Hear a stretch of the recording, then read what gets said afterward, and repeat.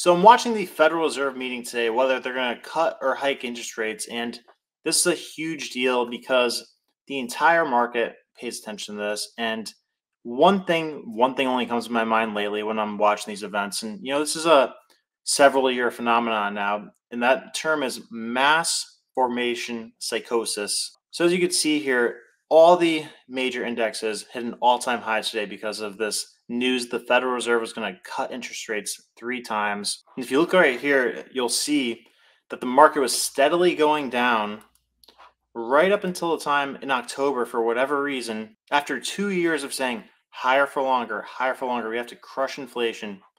Right here, Jerome Powell says, okay, we're going to cut rates 3 times in 2024. And boom, then today, look at this. This announcement's at 2 o'clock. Boom. Goes to an all-time high for the S&P. So what's this term mass formation psychosis I bring up, and why do I bring it up? Check it out. Mass formation psychosis is when a large part of society focuses its attention to a leader or to a series of events, and their attention focuses on one small point or issue.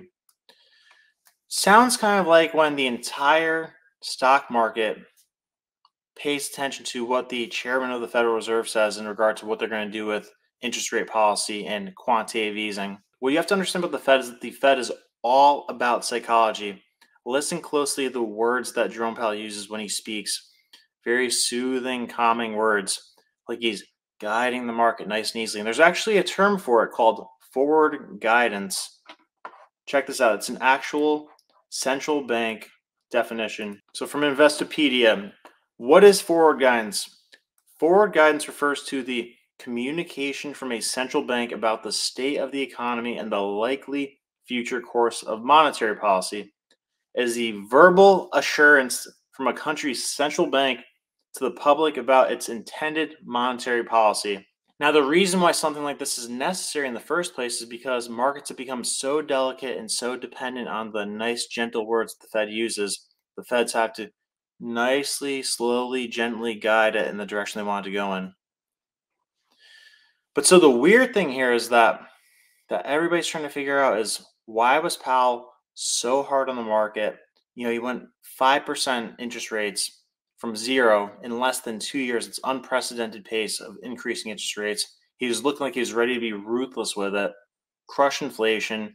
Inflation's down a bit, but the way I see it, that's gaslighting to the highest magnitude, because they measure these things from what's called the base effect. So that means they measure inflation from year over year. So last year, when inflation started going down, they were measuring it against a extremely high measurement from the year before. So right now, inflation's starting to go up again because they're measuring it from the point in which it started to be low.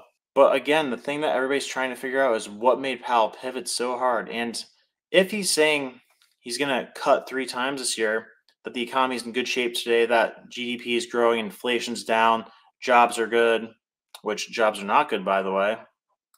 Quick side note.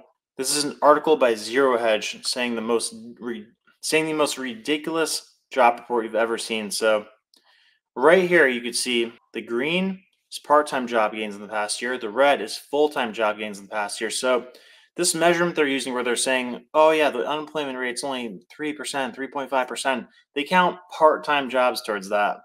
And to make things even worse, there's actually been a net loss in native-born worker jobs, and all the gains have been to foreign-born workers. So again, government gaslighting to the highest magnitude.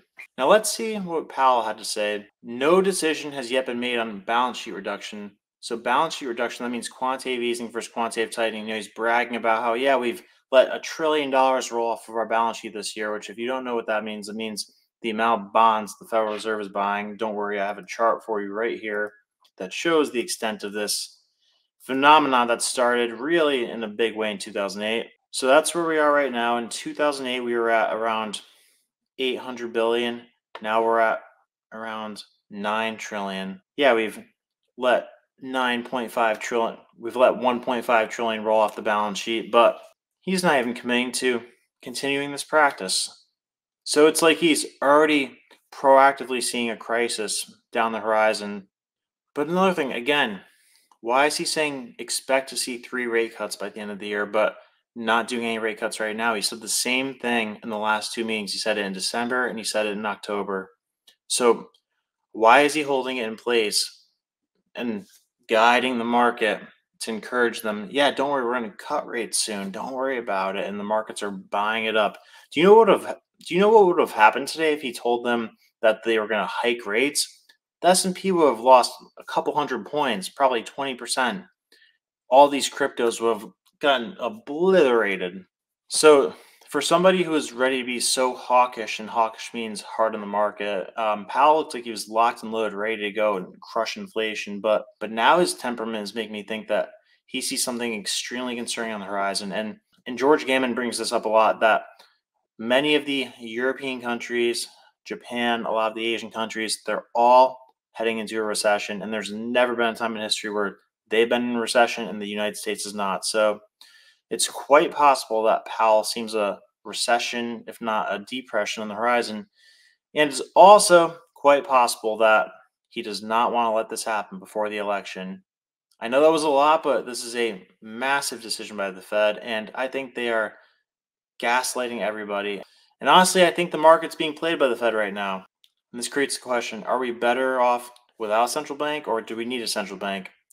And I actually think that's a difficult question. I'm not really 100% on either side of that. It's a good debate to have. So let me know what you think about that. Why not? And it will be an interesting year from a monetary, political, and warfare standpoint. So buckle up. God bless, and I will see you later.